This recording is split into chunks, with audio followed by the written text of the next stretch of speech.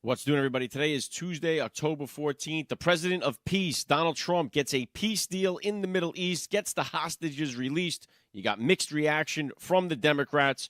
Also today, Charlie Kirk's 32nd birthday. He will be receiving the Medal of Freedom. And I've got Chairman of CPAC, Matt Schlapp, joining me on the podcast. I'm AlecLace. This is the AlecLace Show. The American family is under attack. Parents are the underdog of this nation. Your children are being indoctrinated. That's right. Your children. They do not belong to the state. They do not belong to the school system. They belong to you, the parents, as a blessing from God our Father. So let's preserve, protect, and fight for the American family together. You're listening to the AlecLace Show. The future is family.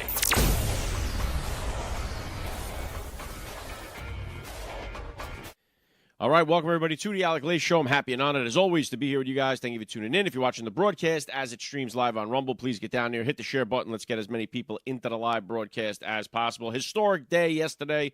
President Donald Trump travels across the country, across the world, I should say, to strike up this huge peace deal, historic peace deal, and to get a ceasefire for one, and to also get the hostages, the remaining hostages, released from Gaza.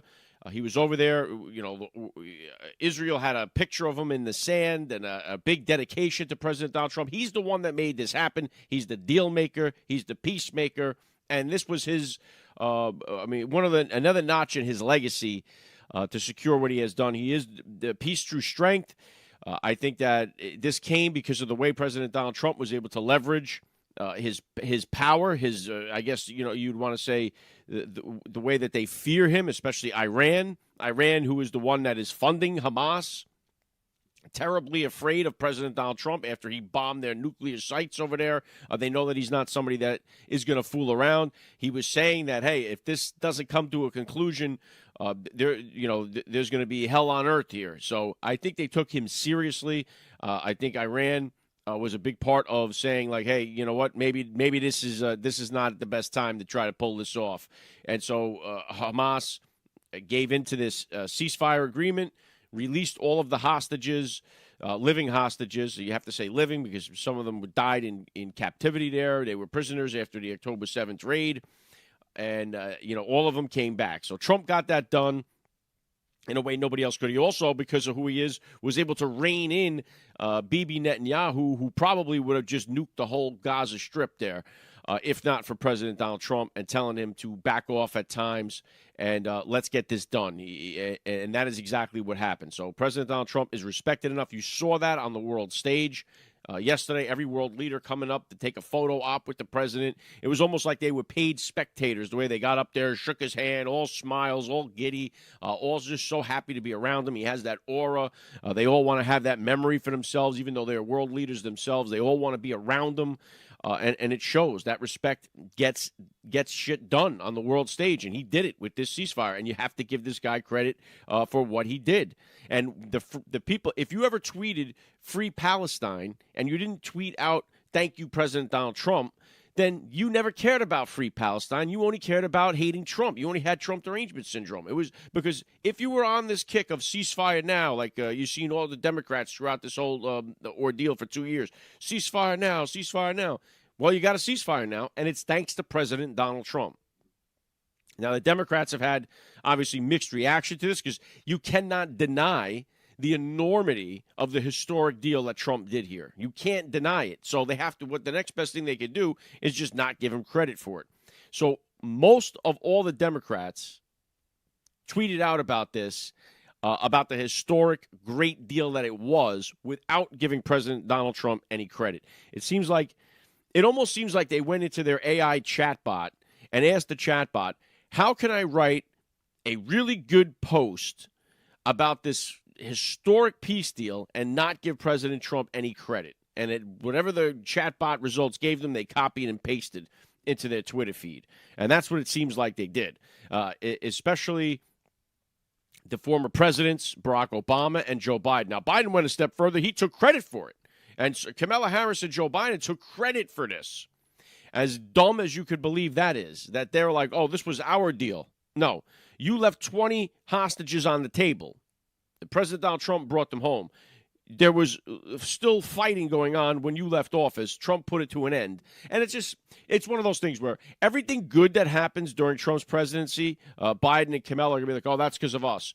Anything negative that happens, they're going to say, that's all Trump. And that's just the way that's going to be. But we tune those out. I don't think there's a walking person with a brain on the planet that thinks that this ceasefire deal, the hostage release, happened because of Joe Biden's dominance on the world stage. Joe Biden was a joke on the world stage. America was a laughingstock on the world stage under Joe Biden. And I think just about you could see by the reaction of the world leaders, we know that to be true. And so what happens now, we don't know. But Trump is definitely a lot more powerful as far as his leadership over the next 3 years, especially in the Arab world. He has got the complete support of the Arabic world right now. I know I was listening to some of the commentary. I think Bill O'Reilly was pointing this out and others, that having that backing of the Arabs is going to be very important as he now turns his attention to go and deal with Xi Jinping in China and say, hey, look, we got the Arabic world is behind us. China needs the Arab world. And he could say now he has a little more leverage to tell China to stop backing Putin in this war against Ukraine. And hopefully this is the lead-in to President Trump getting a ceasefire or an end a peace deal somehow between Russia and Ukraine. That's going to be the next project he's working on, and there's no question about that. But this gives him some leverage in that. Again, I'm not a geopolitical guy, so I listen to some of these people who do cover it, and it seems like that's another part of the play here. And so that could very well help lead to ending this other bloodshed that's going on between Russia and Ukraine. And the media has the response to it. Again, what's crazy is what a terrible Hitler Trump is, right? Like, so it's all these people that have told you Trump is literally Hitler for years, right? Trump gets 20 Jewish hostages released from Hamas, just like Hitler would have done, right? Would Hitler have not done the same thing, gotten these Jewish prisoners released? I mean, don't these people realize how stupid they look like when they read the paper this morning or they see the news that President Donald Trump got a ceasefire deal and got Jewish hostages released? Don't they say, well, wow, wait a minute. I thought he was Hitler. I thought he was a Nazi. Is this what a Nazi would do? Isn't that Nazi-esque of him? He's a terrible Nazi. What a terrible Hitler. Don't you feel foolish tweeting about this for years? Trump is Hitler. Oh, he's a Hitler. They compare him, all this stuff. And here he is. They got a freaking outline of him drawn in the sand in Israel by Jews. And this is the guy they told you for years is literally Hitler. So that's how dumb those people are. But you also have, the media who has been crushing him. Now, the media has had to they have been trying to walk the fine line on this because they have been burying Trump all the time. But this is such a historic moment that they have to cover it, and they have to try to do it as lightly as they can, saying, okay, yeah, even Abby Phillips on CNN was like, well, about Obama's tweet was like, she even said, how do you write this whole thing and not give credit to the president who did it? If we're a country that wants to heal, if we're a country that wants to say tone down the temperature, if we're a country that wants to get back to that point we were on September 12th when we all seemed to be united, these are the things you got to agree on and rally around and say, yes, our president got this done. This is a good thing for humanity. This is a good thing for the world that has happened. We are all after this same thing. Whether you're looking at it from the Palestine side or the Israel side, you want the dying to stop. That is what Trump has done here. So you can have all the conversations about whose land of property is it? Does Palestine go here? Whatever you want to have, what you want is the bloodshed to stop. The negotiations to open up, diplomacy to be the ones that are involved in this. Now, you don't want it to be more killing, and that is what Trump wanted to stop. That is his main goal, and that is exactly what happened here. And again, very hard to understand the whole the infighting here, too, between the conservatives is very bad when it comes to the Israel issue. It is like it takes away so much of the energy of the momentum that we have with President Donald Trump getting his agenda done right now. It takes away from so much of that. But Trump got this done. Obviously, it was historic. They gave the Nobel Peace Prize. They did not give it to Trump on Friday. They gave it to somebody from Mexico who dedicated the the prize to President Donald Trump. But it's okay. We all know that. But what does that mean? They hate President Donald Trump. It doesn't make any sense, but that is what it is. It's that left-wing lunatic syndrome that they all have, that Trump derangement syndrome that is very apparent. You didn't see any of these big people that are out there that have been, again, asking for the free Palestine, asking for the ceasefire, tweeting about this, celebrating it, even saying, hey, I don't like Trump for this reason or that reason, but thank you, President Trump, for getting this done. So Trump travels halfway across the world and then comes right back. He'll be at the White House today for the Charlie Kirk Presidential Medal of Freedom ceremony. I'm going to talk about that a little later, but we're going to continue on with this topic here. I've got the chairman of CPAC, Matt Schlapp, joining me right now. He is somebody, obviously, they are big supporters of Israel. They have been involved in this over the last 2 years, obviously hoping for a ceasefire, hoping for the hostages to be released, and hoping for peace, and that is exactly what has happened here. But I'm very curious to get his take on this and so much more. So let me do this now. Let's bring on the chairman of CPAC. CPAC puts on these events. They've been doing it. I've been covering them for years, going down to these events. They have been big supporters of President Donald Trump since the beginning of Trump's run in 2016 or 15, whatever it was, and they've been right there by his side. So let's get on CPAC's chairman, Matt Schlapp. Hi, I'm Emily, and I'm at the White House with my dad, and you're watching The AlecLace Show. You're listening to the AlecLace Show. The future is family. All right, joining me now, Matt Schlapp. Welcome back to the AlecLace Show. Great to be with you again, Alex. Well, it's awesome to see you here. A historic day, a historic time, really, in our history here. We got a peace deal. Finally, President Donald Trump making it happen, flying over to the Middle East to ink the deal. Give me your initial reaction on it all coming together. I mean, it's answered prayers. It's been just a depressing thing to see Hamas undertake this barbaric attack on October 7th. You know, Mercy and I visited right near there at the kibbutz that was attacked. We talked to the survivors. We watched at length all the video they pulled together, and it's just a barbaric attack. And I'm just sad that this isn't something that has universal consensus of all decent people, that this attack on the people in the kibbutz in Israel was unprovoked, completely irresponsible, violent, barbaric. And Israel's response, I think, has been pretty tame. I mean, if this were my sons or daughters that were raped, killed in front of children, all these hostages taken, the families have been going through torture for years over this. I don't know what I would do if it had been my family members, and I think the Israeli people have shown restraint. Well, President Donald Trump, this didn't happen on Trump's watch, but it ended on Trump's watch. So he was the one that able to get this thing done, the hostages released, the ceasefire to go on. Do you think this leads to sustained peace? I mean, it seems like a hard thing to really, guarantee, but do you think this is like the best shot we have to see sustained peace here in the Middle East? You know, with Trump, I try to suspend my judgments on what the future holds. Because he's been able to make things happen that I would have told you never could have happened. I hate this idea of Mideast peace. I think it's a phrase we should chuck out the window. It's almost too high a bar. What is peace? Peace we view as almost like an Eden.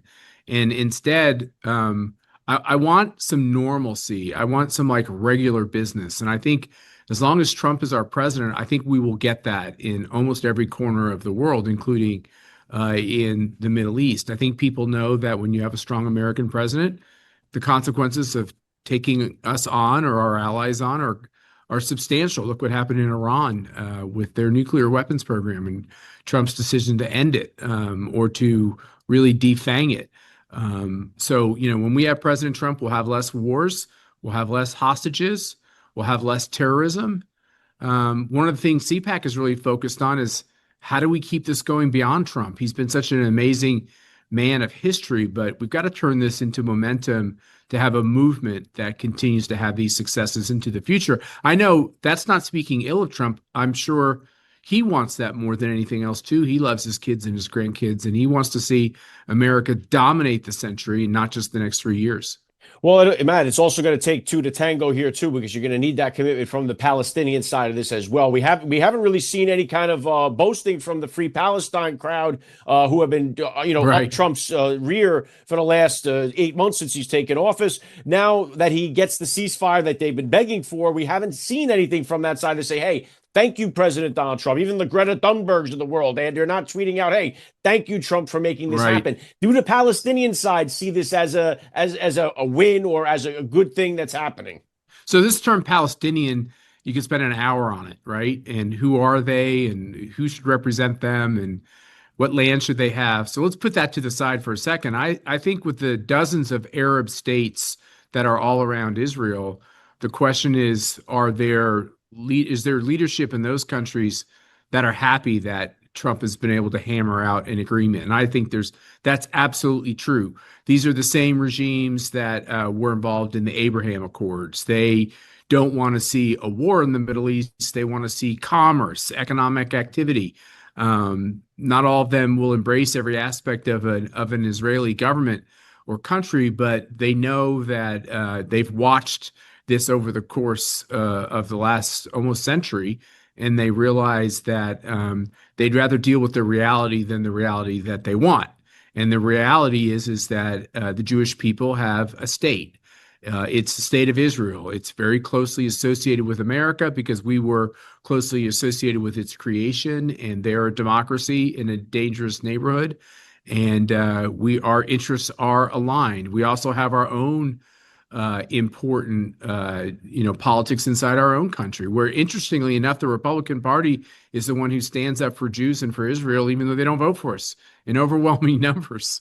But there's a moral cause that people in America, and especially Republicans, see. It's the leftists, the communists, who have embraced this idea that the Middle East all comes down to racism and minority rights. But of course, that shouldn't surprise us because that is what they think about everything. I think it's interesting. Donald Trump speaks in the Israeli parliament, in the Knesset, and Israel is broad enough with their rights in their country where they allow Arabs the right to vote, they allow Muslims the right to vote, and they elect people to their Knesset. And one or two of them stood up and heckled President Trump. To me, that wasn't a disgraceful moment. I thought it was an example of that is how the Israeli government operates.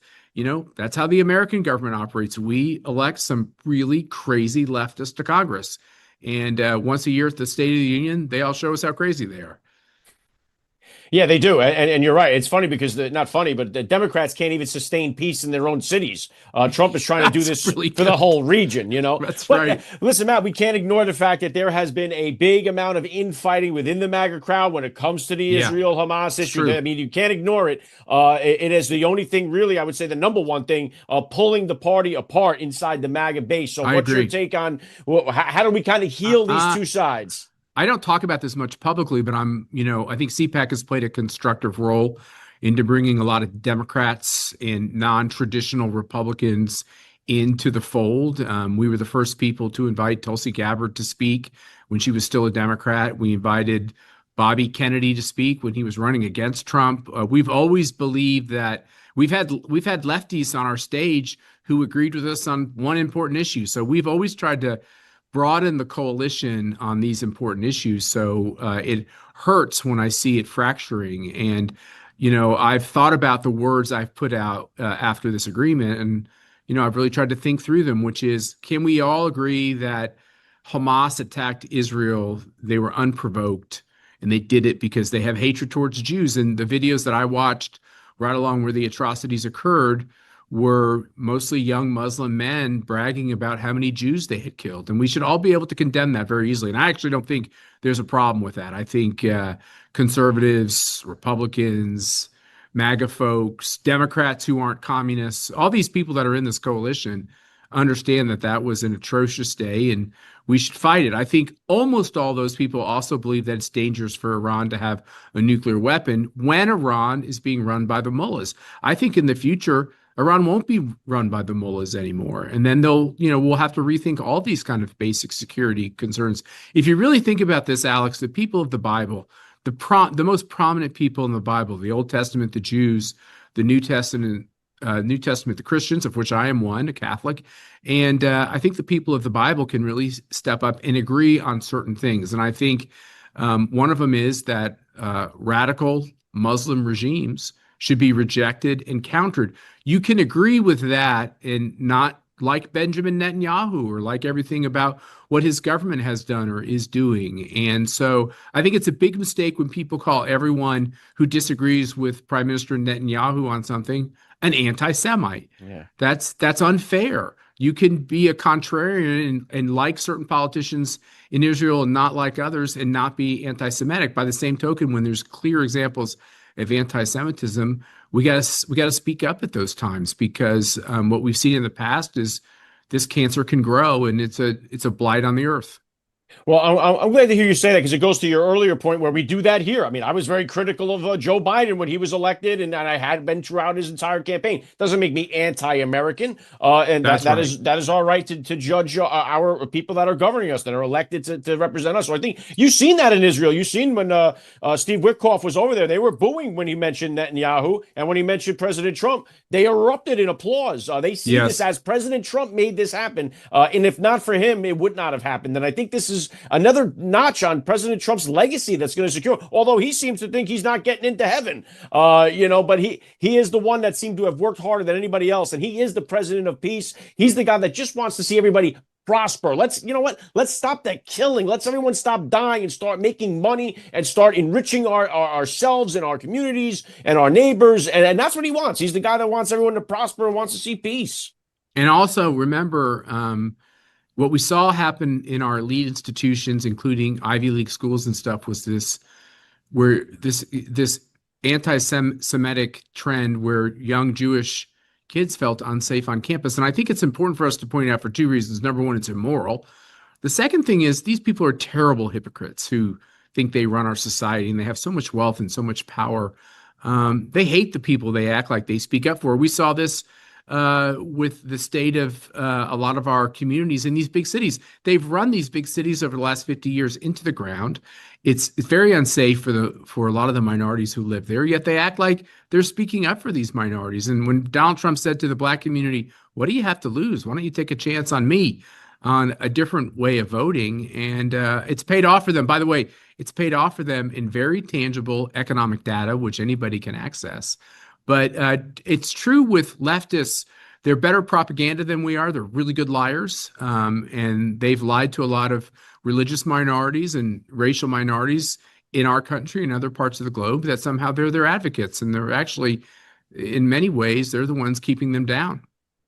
It's just hard to watch too, because you see them just the other day. They're parading through Chicago. They're butt naked, riding bicycles and doing a stand in there to go get ICE. They're targeting ICE. They're putting out these apps that you could follow where ICE is, and they've made everybody. It's wild to see how the Democrats get away with protecting the illegal aliens. We see it with the shutdown, give illegal aliens health care, and screw the American citizen. And I don't understand how people continue to vote for these people in power. It boggles your mind, really. It does. You just have to go. Like, I travel the whole world. We have CPACs in 12 countries over 5 continents. And I go to these big cities in other parts of the world. They're very reasonably run. I just came back from Taipei, spent a lot of time in Tokyo. We'll be back there for CPAC in Japan. Go all throughout Europe, and their cities are run by liberals, but they're not run by leftists, and they're orderly, and the trains run on time, and they're clean, and they don't have a bunch of drug addicts, vomiting on the corner like we have in our big cities. And our big cities are poorly run because the Democratic Party was taken over by woke leftists who are communists, and communism can't run anything, and it never works for the broad base of people anywhere at any time. And we have to wake up in this country and realize we need a new generation of Rudy Giuliani's who will take on the crime and make it safe for the mostly liberal population in these countries. And it's important. America leads the world in so many ways. Our big cities are a disgrace on our American past and our future. They really are. And I think Trump even he said it when he was talking about some of the world leaders. I think the guy of Egypt, and he was saying, hey, this guy don't have people murdering everybody in the streets. The crime ain't out. They don't even know what the word crime means because to them it's That's ridiculous. They punish the criminals. Here, we let these people out. We keep seeing it. 39 prior arrests, 40 prior arrests. That's right. One guy the other day, 70 prior arrests. It's almost as if, and we don't hold the judges accountable that allow these people to just come right back out onto the streets and they continue to commit crime. And it's a very small percentage, man, of the people that are actually doing all the crime. And if we could just get them off the streets, we could start to live the way we're supposed to live here in this country. Yeah, no, it's exactly right. One man can change history, and Donald Trump showed that, and he's changed it in a very positive way. But it just takes a small number of criminals to really undermine the security in a city, especially when we're letting in the modern version of the mob into these cities. When you think of all the cartels that have come in from Central America and from Mexico, and that are, Joe Biden allowed to come into our country. They set up criminal networks. Miami, it's very obvious, and many of our big cities, and it's harder to clean up the problem than it is to allow it to happen in the first place. If Joe Biden could have just followed our laws on immigration, a lot of people wouldn't have been murdered in this country, in Chicago and other places. And he had such a cavalier attitude towards people he didn't know. And he's a disgrace. I mean, he really might go down. I think Obama is the worst president we ever had. That's not a racial statement. Everyone will try to make it sound like a racial statement. It's just a fact. And Joe Biden, I think, was even more radical than Obama because he let the radicalized staff, do whatever they wanted. And the reason why we elect a president is because you're electing a person to run the office and not all their staff. And Joe Biden, as we know, let the staff run amok. And I'm not sure America can recover from it, but we are making fast progress under Trump. But it's going to take a long time to fix this crime problem. And there's a lot to get into with that, and I'm not going to go down it, but there's a lot of indictments coming. There's a lot more that needs to be investigated. What the Obama administration did. I mean, there's a lot to go on there. Hopefully, we see some results. But to your point, and the last thing I'll button this up is that we do need to see this go on beyond Trump. Now, Trump, this is his last term. I know at CPAC he's been a mainstay there for the last 10 years, and it's going to be difficult to kind of move on from him because he's so pulverized. Very difficult. So many people. What is the play? What is the plan there for you guys at CPAC to kind of start to make that transition as we start to look to the future beyond Trump? You never know kind of what God has in store, even though most of us ask him all the time, what next? What am I supposed to do? But I think for our CPAC community, we played a very constructive role in embracing Donald Trump back in 2015, 2016, no doubt, giving him a platform. We were told giving him a platform was wrong because they said he was a pro-choice Democrat, and all the anti-Trump stuff started back when CPAC first started giving him a stage. And then we stuck by him. We stuck by him through the tough years in the first term, then that terrible election in 2020. We never distanced ourselves from him. We knew that the election in 2020 was completely corrupt. He always said stolen. I never used that word, but in essence, that's correct. And so he's won the presidency 3 times. Think about it. He's won the presidency almost as many times as FDR won the presidency. And people don't talk about it. He's dominated our politics really like no one we've seen since George Washington or FDR. And I'm so proud that CPAC played a very important role in all that. But in ushering the Trump phenomenon into politics, within short order, we'll be having this question of who can keep the Trump momentum going. And I hope that we're worthy of the task of also playing a responsible role in that. And that responsible role will not be kicking people out of this movement. It'll be adding people to this movement, people you never would have thought would have been your political allies, who might be our political allies tomorrow. I continue to think the Democratic Party has some chance of falling apart because I think anybody who just has common sense, believes in gender, believes in girls' sports, believes that cops can keep order on the street corner, those kind of people are going to come our way. But we also have to be accepting of the fact that they might disagree with us on some pretty important issues. And that gets us right back to the state of Israel and its support.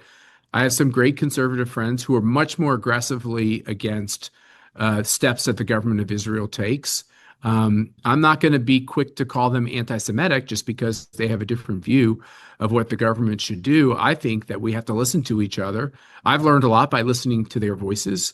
We do have to put America first, even when we have countries overseas that we're very close to. America does come first. We should not have our young men and women be dragged into conflicts overseas unless the American people really see it as in the American interest. These are the lessons that we've learned painfully from the steps we took after 9/11. And CPAC will continue to play a role in trying to broaden this coalition and holding on to power, because only with political power can we make things better for people who love freedom. Really well said, Matt. And we were facing a very dark moment if we didn't get Trump back into the White House. We got him there, and now we have got to continue this momentum. And yes, we do need to be able to have civil discourse and not be afraid of being shot for our opinions like Charlie Kirk was. We need to be able to have these discussions and not just go at each other's throat, especially the way we see some of these contentious issues. People are ready to just start killing one another over it. And we have to get back to the place where we can talk about them, the free exchange of ideas. And I think if we could do that, I think we were going to be able to dominate well beyond President Donald Trump. Well said, Alex. I agree with you. Well, Matt, always an honor to have you on. Where's the link? Where can people go to check out what you're doing? You can go to the CPAC website, cpac.org. You can follow me on social media at mschlapp. And listen to us before you listen to any of these other idiots in our legacy media. My God, they just get worse and worse. Yeah, right on with that. All right, Matt Schlapp, always an honor. Thanks for joining me on the AlecLace Show. Thanks for having me on.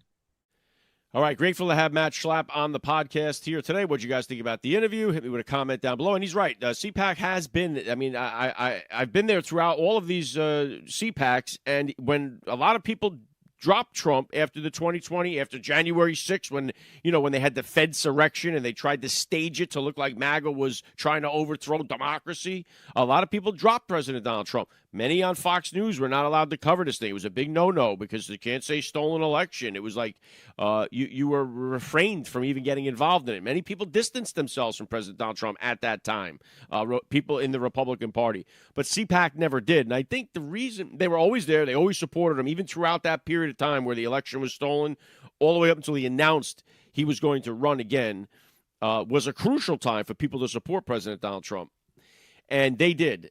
And so you have to give them credit for that. But I think the reason for that is that they were involved in it so much, and they could see the support for President Trump has been unlike anything else that we've ever seen in the political arena. We've never seen anything like this before. And I think CPAC, to Matt Schlapp's credit and Mercedes Schlapp, they knew this. You could see it.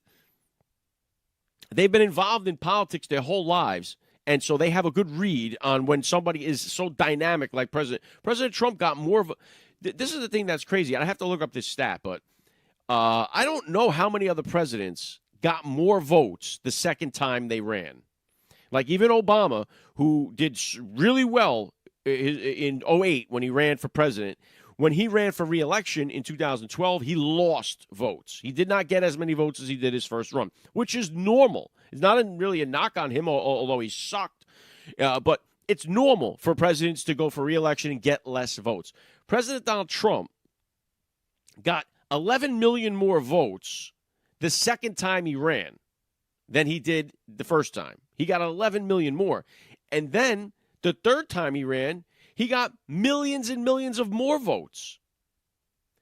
So this was a guy that ran 3 times and gained millions of votes each time he ran. It's unlike anything we've seen. CPAC has realized that, and people are all in on President Donald Trump, and there's a reason for that. So credit to them. But as I said to Matt Schlapp there is a major problem in our party, in the MAGA movement, between pro-Israel, anti-Israel. People are so some people have Israel derangement syndrome because you can't really have a conversation without them saying, well, Israel is behind everything. So it's hard to really, combat some of this stuff because they pull out. And here's, again, one of the reasons why I say, like, the Jews control all the media is one of the big things that you constantly hear from all of them. And, when you start to look at it, you see all of these stations are owned by Jewish people, right? CNN and MSNBC or NBC, CBS. You start to look into it, New York Times, all of this stuff is all owned by Jewish people. So why in the world would they not be pumping up President Donald Trump, who is an ally to the Jewish people? Even like Matt Schlapp said, they support the Jewish people, even though the Jewish people don't support them. They support the Democrat Party. Like, why in the world do these stations, do these media hate President Donald Trump and try to paint him in such a bad light if they're owned by Jewish people? That doesn't make any sense to me. They're owned by Jewish people. Trump is the biggest ally that the Jewish people ever had in Israel, and they have completely tried to tear him down. How does that make any sense? Like, I don't get the point of all that. So here's the problem now.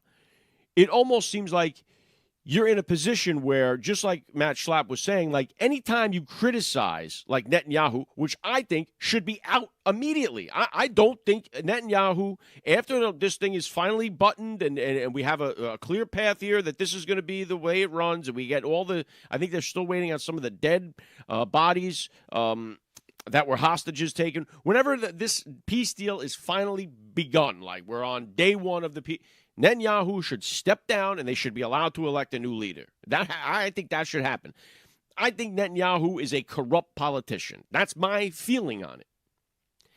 Now, I should be able to say that without being called an anti-Semite, and that is the issue. The word, again, anti-Semite, has become as useless to me and as meaningless to me as the word racist or the word Nazi or the word fascist. These are words with no meaning behind them to me, in my book. Because you cannot seem to criticize and you cannot seem to approve. If I say, hey, good on Israel for this, it's, who's paying him the tweet? The Jews are paying him $7,000 a tweet. It's like, no, what are you talking about? You call it as you see it, but you can't do that with this issue. That's why the whole issue sucks. But you just want to see some peace. Is it everlasting peace? Hopefully. That's the way President Donald Trump attacks this. President Donald Trump is a visionary. He's someone who wants to believe in it. He's trying to save lives. And so that's his positive mental state of attitude is this is going to be peace for sustainable peace in the Middle East. And you got to believe that in order to achieve it. And President Trump believes it. And now it's like, can we turn our attention back here to the homeland, to America, where we have so much work to do? And when it comes to that, and we're domestically, like I said to Matt Schlapp there, the Democrats can't even keep peace in their own cities. And we see this, and all eyes on Illinois, their governor, Pritzker, with Chicago, who last week was on with Jimmy Kimmel and was mocking the violence in Chicago, mocking it. Now, 24 hours prior to him going on Kimmel and mocking the violence in Chicago, a 16-year-old boy was gunned down. And I put that in a 1-2 banger on Twitter. Here it is. J.B. Pritzker reporting from war-torn Chicago. As you can see, there's utter mayhem and chaos on the ground. So it's a challenge to survive here in the city of Chicago, but there's no hellscape that I'd rather be in. We now know the name of a 16-year-old boy killed on Chicago's South Side. Police say Kamari Brockman was found shot to death in a parking lot near 60th and Prairie on Wednesday. It's not known what led to the shooting, and so far nobody has been arrested. So Pritzker making light of it. Oh, yeah, it's a war zone here. So he's in the middle of the day. He's obviously got his security around him, and he's making fun of, as if there's not a shooting every 4 hours in Chicago. He makes it sound like we're making that up. Like every weekend there isn't a major amount of bloodshed. So they mock it to be like, there's no problem here. Here's this other one in Chicago they arrested, this loop puncher, Derek Rutger. 6 felony battery charges for brutally attacking women. He was known for randomly punching women, assaulting multiple victims, including 2 while he was out on pretrial release. He's been arrested 39 times. He's another one of these guys where it's like, so this guy, now he's got 6 felony battery charges. He had all these charges. He was out on released on $1 bail. Was out on the street for assaulting women. He's out on the street on bail, and he assaults 2 other women, punches them in the face. Random, no reason whatsoever. Could be your mother, could be your sister, could be your daughter. Randomly walks up and punches them. Out of jail 39 times. It's like they are only waiting for this guy to murder somebody to finally put him away for life. Where he should be put after arrest number 3, right? You would think 3 strikes and you're out. But we can't do that. It's racist. Why are these animals on the street with us in society who are trying to walk around? This is why Trump was saying this on the world stage the other day. Like, how embarrassing is it for our country, the free world, America, the strongest country in the world? And we have a guy out on the street punching women, and he's allowed right back out on the... Imagine you go to Dubai and you punch some woman in the face randomly on the street. You know what they do to you over there? And everyone say, oh, yeah, well, that's it. You can't do it. You should be able to severely punish somebody like that here.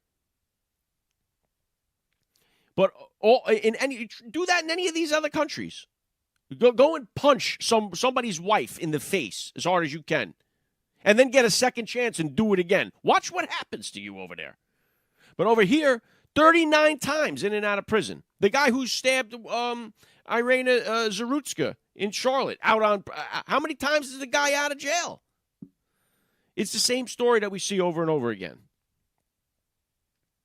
Meanwhile, they keep telling you, the Democrats, sometimes the arrests, these are people that are just hungry, they're looking for food. So the loop puncher was right. But Pritzker makes fun of it. Now, in Portland, what do we have going on? I'm not even going to play the clip because it'll get me, knocked off of all the other sites. But it's like, you've seen it. In Portland, and I said to Matt Schlapp, the wrong city. It wasn't in Chicago. It was in Portland. These bikers, they're riding around nude, naked. They're walking around naked, laying in the street naked, butt naked. And these aren't supermodels. These are like people like you'd see at the bus stop. And they're walking around all naked in public, exposing themselves to all the ICE officers because they're lunatics, these people, protesting ICE. Now they're going to have this weekend, they're going to have another one of these I Hate America rallies, right? Or what do they call it? No Kings rally, whatever it is. It's the I Hate America rally is what they're going to have. And these people, and you can see them out in Portland, and the pictures of them you could see, they all look the same. These are all these liberals, and they're white liberals, and mostly white liberal women. And they are a dangerous bunch of people, these white liberal women. And they hate you. And it's always like they frame it as, like you see with this man, Danny guy, going to be the mayor in New York City. Like they frame it as they hate the rich. And what do they mean by that? They mean you, a regular working class person, is who they hate. You think of the rich that they hate. It's like Bill Gates and Jeff Bezos and Mark Zuckerberg. Those aren't the people they're talking about. They're talking about you.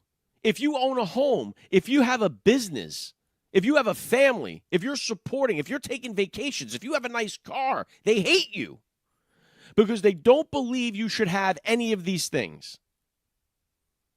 They don't believe you earned any of these things that you did. You worked all your life. You bought a house. You started a family. They hate you for that.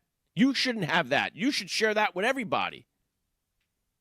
And which we do, right? Through the WIC program and the welfare program. We're all doing that. But that's not good enough for them. They don't feel that you deserve anything that you have. They feel that they deserve to have the same thing you have, even though they didn't put in the blood, sweat, and tears that you did to get where you are. And they hate you for it. And that's what you're seeing from these radical white liberals. That's the whole game plan.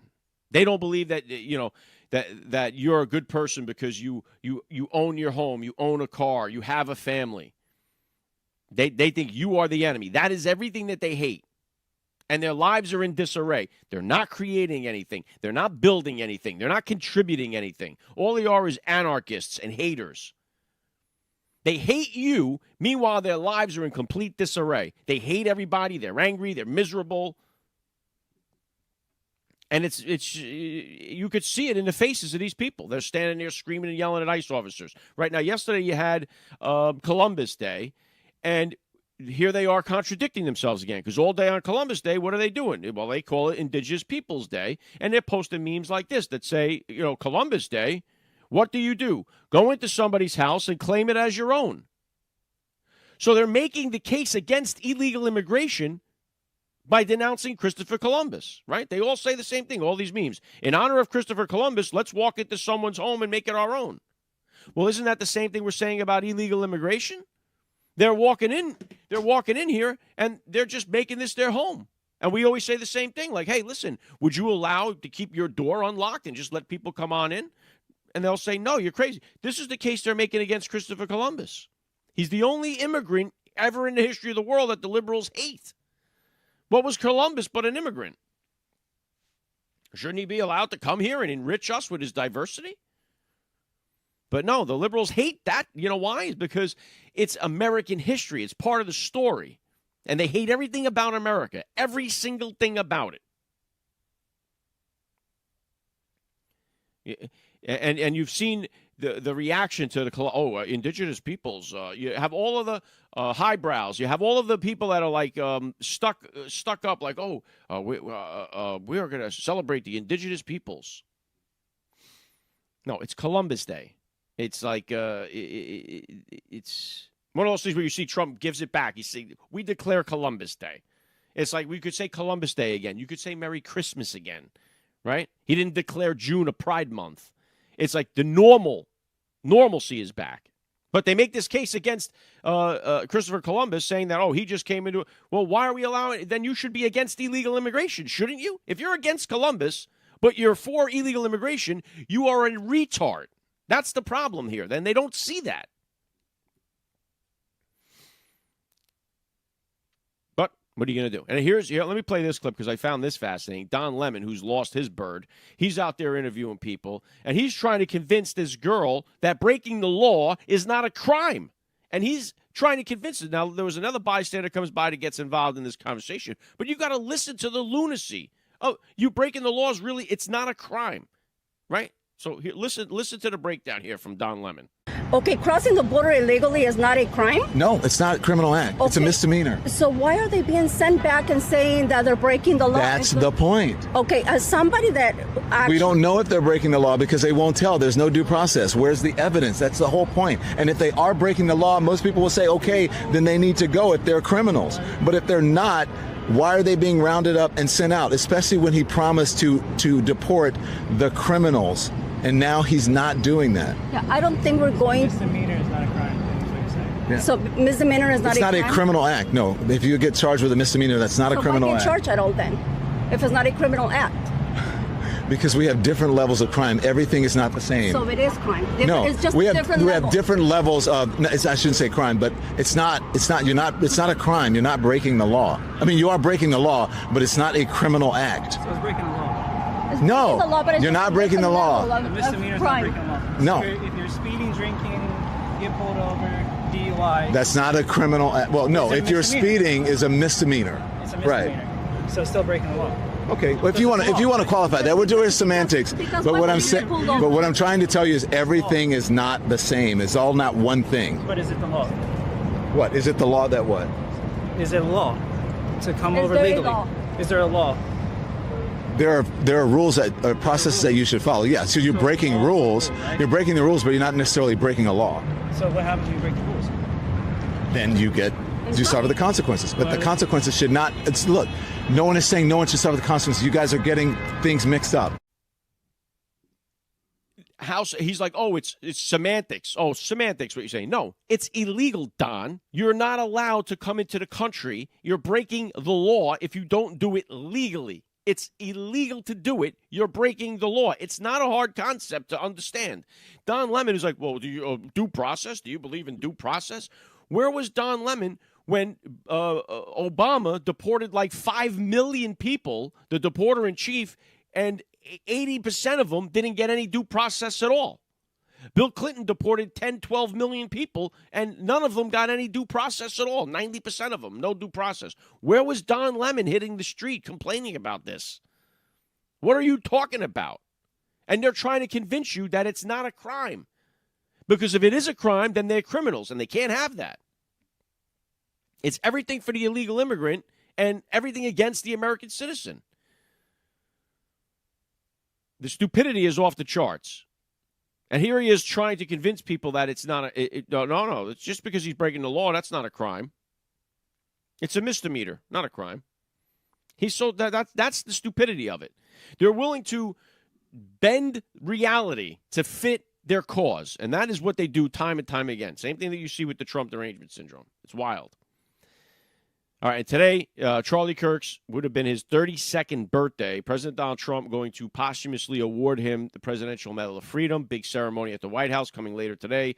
I had the thing from the White House to go down to it. I know there's going to be everybody's going to be down there. Got out of work last night, got up this morning, didn't want to make the trip down. I would love to be there.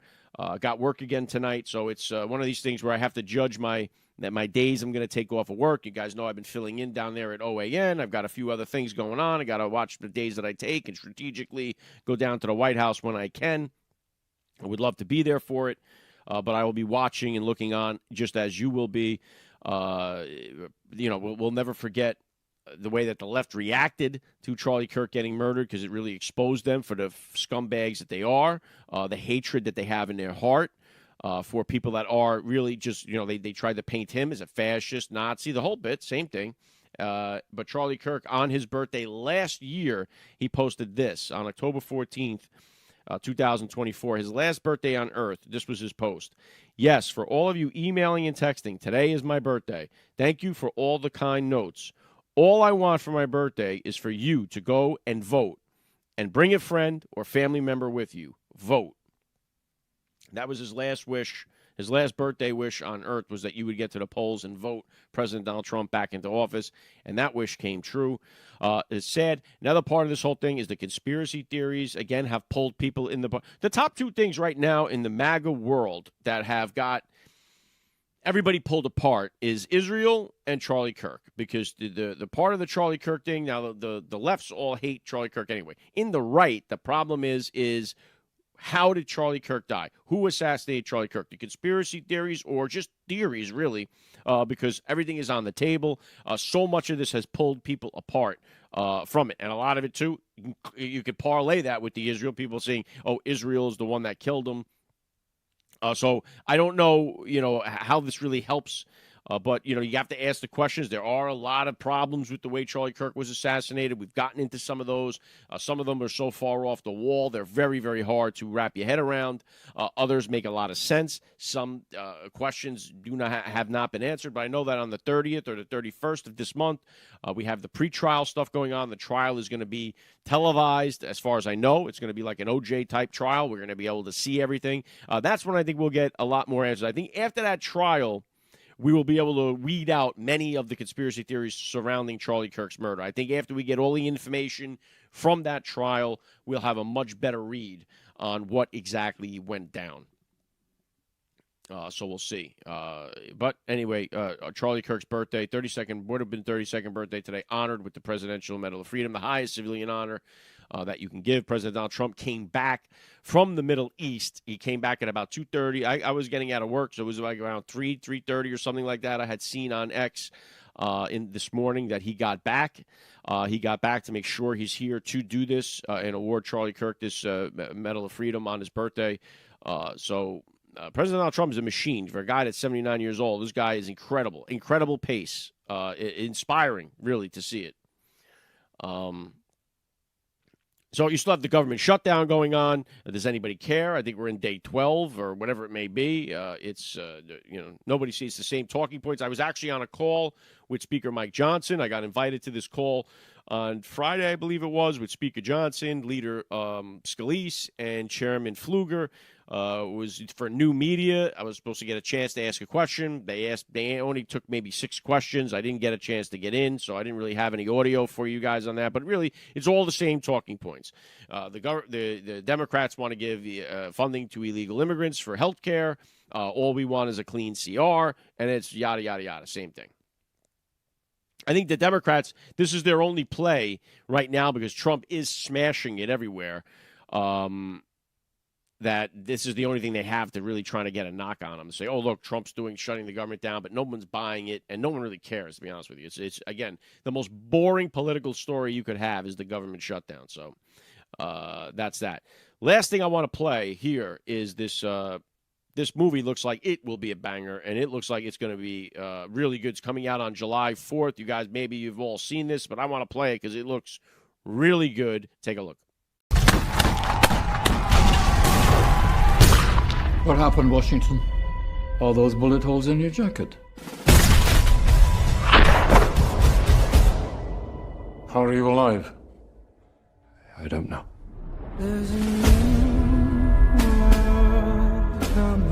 You have no military service. And it's just around the bend. You are a boy. You are not British, yet they send you to speak for them. So that when you fail, they'll have someone to blame.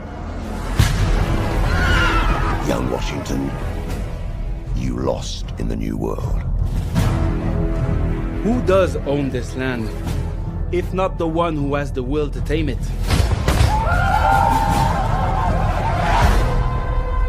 You do not want to start a war. Well, what do we do?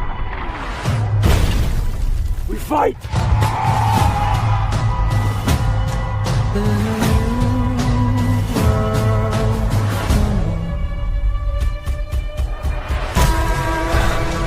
Hold the ground! There is no retreat! What are you called?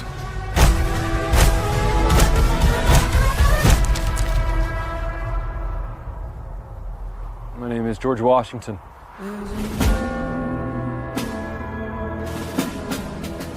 Help us make this the #1 movie on America's 250th. Pre-order tickets at angel.com/250. Exclusively in theaters July 3rd.